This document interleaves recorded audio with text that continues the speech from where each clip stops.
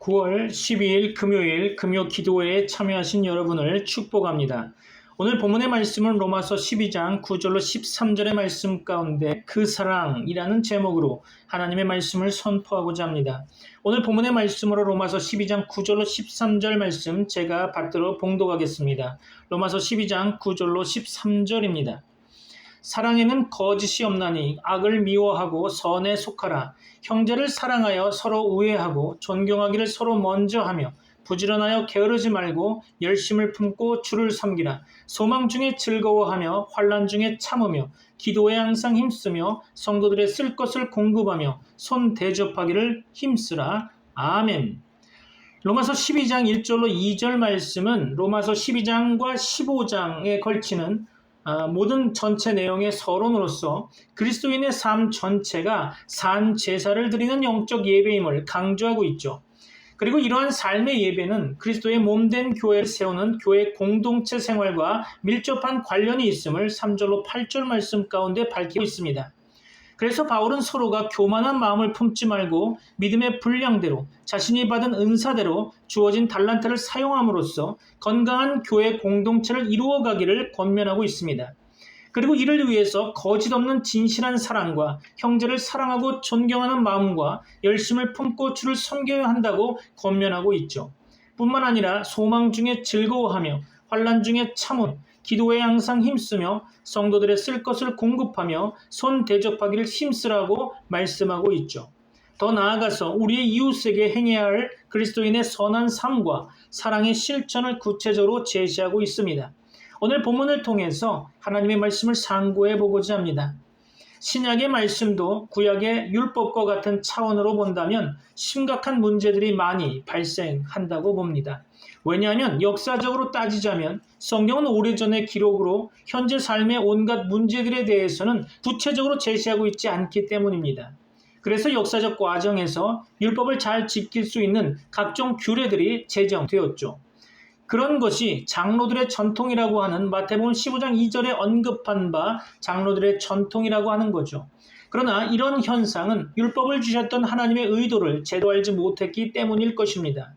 마찬가지로 오늘날 교회들도 신약 성경의 명령들을 소위 세계명이기 때문에 지켜야 하는 율법적인 조항으로 본다면 말씀과 괴리된 삶을 살 수밖에 없겠죠.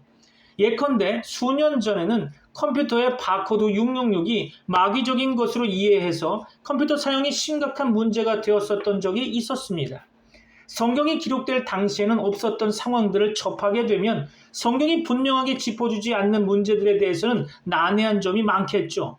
그래서 아직도 술과 담배, 이혼, 교회 조직, 주일 성수, 11조 문제 등등 오늘날에는 자식과 같이 여기는 반려견에 대한 문제도 대두되어서 교회가 구체적인 행동 규범들을 제시해 주기를 원하고 있을 것입니다. 그렇죠? 그러면서도 정작 이러한 문제들을 말씀 안에서 예수 그리스도와의 관계로 생각하려고 하지는 않고 있죠. 성경을 전문적으로 연구하는 신학자나 목회자에게 맡겨서 이렇게 하라 저렇게 하라는 식으로 세부 사항에 대한 규범만 지도받으면 된다고 생각할 수도 있을 것입니다. 이러한 상황은 예수님이 오셨을 때 유대인의 상태와 하나도 다를 바가 없겠죠. 바리새인들이나 서기관, 율법사, 당시의 유대인들이 오해한 것과 동일한 오해가 오늘날 한국교회에 횡행하고 있는 것입니다. 오늘 본문도 이와 같은 차원에서 보기 때문에 많은 문제가 있는 것이 사실이죠. 본문의 명령들은 단순히 이렇게 살아야 한다는 말씀이 아닙니다. 더욱이 주님께서는 죄인들이 이렇게 살 수 없다는 것을 너무도 잘 알고 계시겠죠. 그럼에도 불구하고 우리가 행동으로 지켜야 할 명령들로 받아들인다면 요한복음 19장 30절에 언급한 다 이루었다라고 선언하신 예수님의 십자가를 무효로 돌리는 것밖에 되지 않을 것입니다. 성도는 예수 그리스도 안에서 산 제물로 세워져 예수 그리스도와 한 몸이 된 존재입니다. 믿습니까? 그래서 바울 사도는 이와 같이 우리 많은 사람이 그리스도 안에서 한 몸이 되어 서로 지체가 되었느니라 라고 선언하고 있죠. 그래서 하나님의 은혜가 은사로 어떻게 드러나는가를 6절로 8절 말씀 가운데 7가지의 선물로 나타낸 것을 통해서 다양한 지체들이 있을지라도 오직 한 몸 되신 예수 그리스도만 남기시는 것이 은혜로 베푸시는 구원이라는 것을 우리는 생각했었습니다. 그렇다면 이제 9절 이하의 말씀은 내 몸으로 무엇을 할 수 없다는 것이 전제되어 있겠죠. 다시 말해서 하나님의 은혜, 긍휼에 초대되었다면 이제 내 몸은 없고 한 몸 되신 예수 그리스도를 향하는 해석이 되어야 하겠죠. 오늘 본문에서는 사랑에는 거짓이 없나니 악을 미워하고 선에 속하라 라는 구절의 말씀 가운데 이렇게 시작하고 있죠. 거짓이 없나니 라는 말은 원어적으로 보면 위선적이지 않다라는 뜻인데요. 참고로 누가복음 2장 20절에서 의인인 척한다는 표현에서 언급되었고요. 마태복음 6장 2절과 5절, 16절 등에서 외식으로 번역된 말이기도 하죠. 직역하면 위선적이지 않은 그 사랑인데요. 헬라어 성경에서는 이것이 한 문장으로 되어 있습니다. 그리고 9절 후반에서 13절까지 한 문장으로 표현하고 있는데요. 그러니까 거짓 없는 그 사랑이 13절까지를 이끌고 있다는 거죠. 다시 말해서 9절 하반부에서 13절까지의 내용은 수단이나 혹은 방법에 대한 문제이지 그것 자체가 목적이 될 수 없다는 뜻으로 이해해야 할 것입니다. 하나님의 은혜가 다양한 선물로 나타날지라도 사랑의 근거에서 이루어진다는 뜻으로 해석돼야 되겠죠. 그 사랑은 단순히 우리의 사랑을 말하는 것이 아니라 이미 앞에서 말씀드린 그런 사랑을 지칭하고 있는 것입니다. 참고로 로마서 1장 7절 말씀 가운데 로마에서 하나님의 사랑하심을 받고 성도로 부르심을 받은 모든 자에게 하나님 우리 아버지와 주 예수 그리스도로부터 은혜와 평강이 있기를 원하노라. 아멘. 그렇죠. 이기적인 우리의 사랑을 성경은 사랑이라고 말하지 않습니다. 사랑이 없는 자에게 입혀주신 하나님의 그 사랑의 근거에서 말씀하고 있는 거죠. 하나님의 사랑을 받은 자가 바로 성도입니다. 믿습니까? 하나님으로부터 주어진 하나님의 사랑이고 또한 예수 그리스도의 사랑인 거죠. 그렇죠? 그러므로 9절 이하에서 말씀하는 것은 우리의 사랑으로 하는 것이 아니라 하나님의 사랑이 한다는 뜻이겠죠. 악을 미워하고 선에 속하라라고 했는데요. 악이 무엇이며 선은 또 무엇일까요? 악이란 선과 대조되어 이해되어야 하겠죠. 여기서 선이란 단순히 착함이나 우리가 알고 행하는 선이 아니라 원문에서 보면 그 선이라고 표현하고 있는데요. 이 땅에 누구도 선을 행하는 자가 없다고 성경은 단언하고 있습니다. 그렇죠. 그래서 바울 사도는 이렇게 고백하고 있습니다. 로마서 7장 18절로 19절이죠. 내 속 곧 내 육신에 선한 것이 거하지 아니하는 줄을 아노니 원함은 내게 있으나 선을 행하는 것은 없노라. 내가 원하는 바 선은 행하지 아니하고 도리어 원하지 아니하는 바 악을 행하는도다. 그렇죠. 참고로 마가복음 10장 18절 말씀 가운데 예수께서 이르시되 네가 어찌하여 나를 선하다 일컫느냐. 하나님 한 분 외에는 선한 이가 없느니라. 그렇죠. 그래서 하나님 한 분 외에는 선한 이가 없다는 것이 성경에서 말씀하고 있는 것입니다. 바울 사도가 고백했듯이 선이 없고 선을 행하는 것이 없다면 그것 자체가 악인 거죠. 선이신 하나님께서 예수 그리스도로 이 땅에 오셨기에 예수 그리스도께 속해 있지 않은 상태가 바로 악이고 죄인 것입니다. 이런 점에서 악이란 선이신 하나님과의 관계에서 규정되는 개념이라는 거죠. 본문에서 언급한 미워하고 라는 말은 싫어하다, 혐오하다 라는 뜻을 가지고 있죠. 그렇다면 우리가 스스로 악을 혐오하여 선에 속할 수 있다는 것은 불가능한 거겠죠. 그렇죠? 여기서 속하라 라는 말은 헬라어로 결합하다, 집착하다, 부착하다라는 뜻이 있는데요. 같은 단어를 고린도전서 6장 17절에서는 주와 합하는 자는 한 영이니라 라고 번역하고 있죠. 여하간 이 말은 문법적으로 명령형이지만 수동태로 되어 있습니다. 그렇죠? 우리말로 하면 결합되어져라 라고 표현할 수 있겠죠. 즉 선이신 예수 그리스도와 연합되어진 상태가 하나님의 사랑이라는 뜻입니다. 그렇다면 그 다음 구절인 형제를 사랑하여 서로 우애하고 존경하기를 서로 먼저 하며 라는 말씀에서 형제를 사랑하여를 단순히 혈육의 형제를 사랑하고 우애해야 하는 것이 아닌 예수 그리스도와 한몸된 관계의 사랑을 묘사한 것으로 보여집니다. 여기서 존경이란 가치를 인정한다는 의미를 지니고 있죠. 그러므로 서로 존경하면서 높여주라는 말이 아니라 사랑 안에서 십자가의 예수 그리스도에 대한 가치를 인정하는 상태가 바로 한 몸인 교회라는 것을 나타내고 있는 것입니다. 또한 본문에서 언급한 부지런하여 게으르지 말고 열심을 품고 주를 섬기라 라는 말씀 또한 우리가 실천해야 할 사항이 아닌 거죠. 그렇죠? 여기서 열심을 품고 라는 말을 직역하면 타오르는 그 영으로 혹은 뜨거운 그 영으로 라는 말인데요. 여기서 섬기라 라는 말은 헬라어로 종에서 유래된 단어로 종이 되다, 예속되다 라는 뜻을 가지고 있죠. 자, 쉽게 정리하면 성령의 끓어오르는 열심에 의해 주께 속하라라는 뜻으로 이해할 수 있겠죠. 다시 말하면 우리가 부지런하여 게으르지 않는 열심으로 주를 섬기라는 것이 아니라 성령에 의해 불타오르는 것과 같은 상태로 예수 그리스도와 한 몸에 속해 있도록 하나님은 우리를 그렇게 만드신다는 뜻으로 해석되어야 할 것입니다. 그것을 거짓 없는 사랑이 이루신다는 거죠. 소망 중에 즐거워하며 환난 중에 참으며 기도에 항상 힘쓰며 라고 했는데요. 이 말씀을 좀 풀어서 말씀드리면 소망 안에서 혹은 소망으로 즐거워하고 환난 안에서 혹은 환난으로 인내하고 기도 안에서 혹은 기도로 계속 머무르고 있으라라는 의미로 말씀하신 것으로 보여집니다. 이 말씀은 이미 앞에서 선언한 내용을 반복해서 표현하고 있는 건데요. 참고로 로마서 8장 24절로 26절 말씀을 보면 우리가 소망으로 구원을 얻었음에 보이는 소망이 소망이 아니니 보는 것을 누가 바라리요. 만일 우리가 보지 못하는 것을 바라면 참음으로 기다릴지니라. 이와 같이 성령도 우리의 연약함을 도우시나니 우리는 마땅히 기도할 바를 알지 못하나 오직 성령이 말할 수 없는 탄식으로 우리를 위하여 친히 간구하시느니라. 아멘. 그렇습니다. 자, 참고로 한 군데 더 보면 로마서 5장 3절로 5절이죠.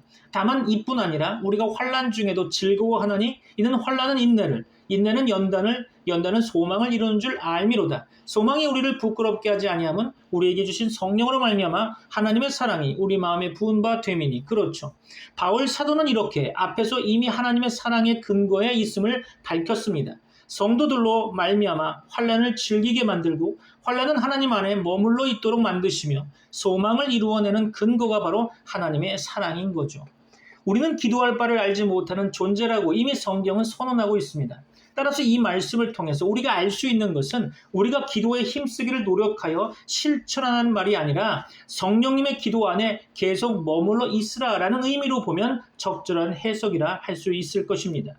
다시 말해서 하나님의 사랑이 자기 백성들을 소망 안에서 소망으로 즐거워하게 만들고 환난 안에서 환난으로 하나님 안에 머물러 있도록 만들며 기도로 기도 안에 계속 머물러 있도록 만드신다는 뜻으로 이해해야 한다는 거죠.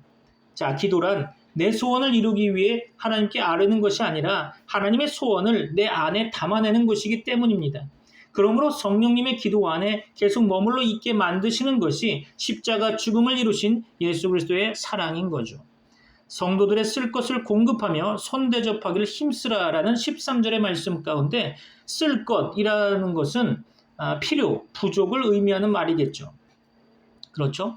여기서 공급하며라는 말의 헬라어는 참여하다, 나누어 주다라는 뜻인데요. 참여자, 동반자에서 유래된 단어로 어떤 사람과 함께 그가 가진 어떤 것을 참여한다. 혹은 어떤 사람과 함께 그가 가지고 있지 않은 부족한 어떤 것을 나눈다라는 의미로 해석될 수 있겠죠. 즉 거룩하게 된 자들의 부족함에 함께 참여하여 나눈다는 뜻입니다. 그런데 그것이 어디에 근거해 있느냐 하면 하나님의 그 사랑에 근거하고 있다는 것이죠. 다시 말해서 거룩하게 된 자들의 부족함에 함께 참여하여 나누는 것은 하나님의 사랑이 한다는 것입니다. 손대접하기를 힘쓰라라고 하니까 이 말씀도 문자적으로 이해해서 상대를 대접 잘하라는 말씀으로 생각하고 실천하려고 그동안 애써 오셨죠. 여기서 손대접이라는 말은 낯선 사람, 즉 나그네에 대한 사랑, 그리고 환대를 의미하는 단어이고요. 여기서 힘쓰라라는 말은 뒤쫓다 추구하다라는 뜻으로 해석할 수 있는데요. 직역을 하자면 나그네 환대를 추구하라라는 말이 되겠죠. 하나님께서 이 땅에 나그네를 두신 이유는 하늘에서 나그네로 오신 예수 그리스도를 보여주시기 위한 것이라는 관점에서 보면 예수 그리스도를 어떻게 대하느냐 하는 문제가 대두되겠죠. 다시 말해서 위선적이지 않은 그 사랑은 사랑의 하나님, 즉 예수 그리스도라는 한 몸을 환대하고 받아들이는 사랑이라는 의미의 말씀인 것입니다. 이것이 하나님의 사랑을 입은 거룩하게 된 자들, 즉 성도요, 예수 그리스도의 한 몸 된 교회의 모습인 거죠. 다시 말해서 본문의 말씀과 같이 우리 각 개인이 이렇게 실천해야 한다는 것이 아니라 예수 그리스도께서 하나님의 사랑으로 자기 백성들을 반드시 이렇게 만드시고 그렇게 되게 하시는 것이 교회라는 의미로 우리는 인정해야 할 것입니다. 그렇게 받아들여야 한다는 거죠. 단순히 우리가 하나님의 사랑, 예수 그리스도의 사랑을 품은 마음으로 무엇을 하자는 것이 아닌 거죠. 우리 몸은 예수 그리스도의 십자가에 의해 하나님이 기뻐하시는 거룩한 산채물로 드려진 바 되었다면 이제 우리 몸은 없고 오직 예수 그리스도와 한 몸 된 상태로 존재되고 있다는 거죠. 예수 그리스도와 한 몸 된 상태라는 것은 자기 사랑을 가지고 사는 자가 아니라 십자가에 나타내시고 확증하신 그 사랑에 함몰된 상태인 것입니다. 이를 예수 그리스도의 몸 된 교회요 성도라고 하는 거죠. 우리 트리니티 미라클 교회는 예수 그리스도의 몸과 같은 모습으로 보여지고 있을까요? 여러분은 예수 그리스도와 한 몸으로 여러분을 통해 예수 그리스도가 드러나고 있습니까? 여러분의 진정 성도로, 진정 교회로 모습을 드러내고 있습니까? 여러분의 신앙을 점검하시고 여러분의 삶 가운데 함께 하시는 하나님의 역사가 경험되어지기를 주 예수 그리스도의 이름으로 축원합니다. 기도하겠습니다.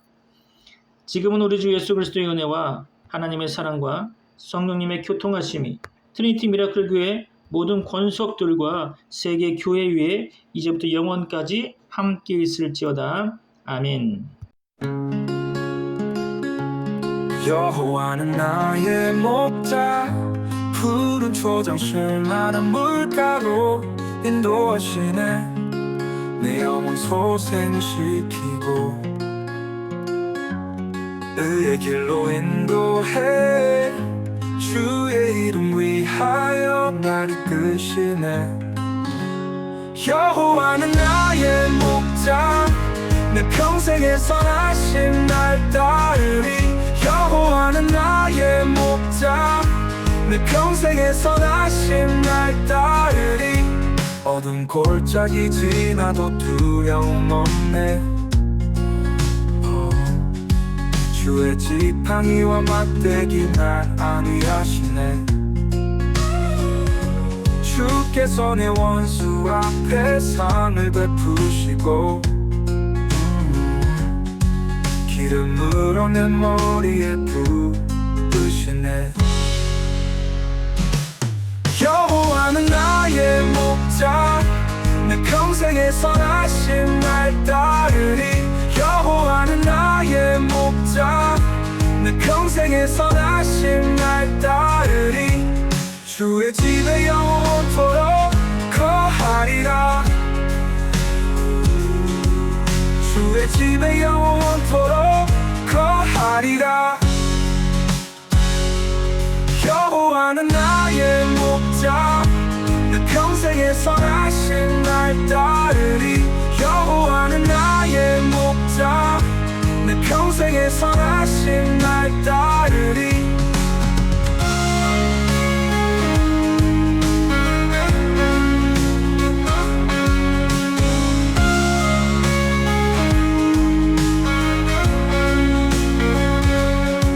어두운 골짜기 지나도 두려움 없네. 주의 지팡이와 막대기 날 안위하시네. 주께서 내 원수 앞에 상을 베푸시고 기름으로 내 머리에 부으시네. 주의 집에 영원토록 거하리라. 주의 집에 영원토록 거하리라. 여호와는 나의 목자, 내게 부족함 없네. 내 평생의 선하심 날 따르리.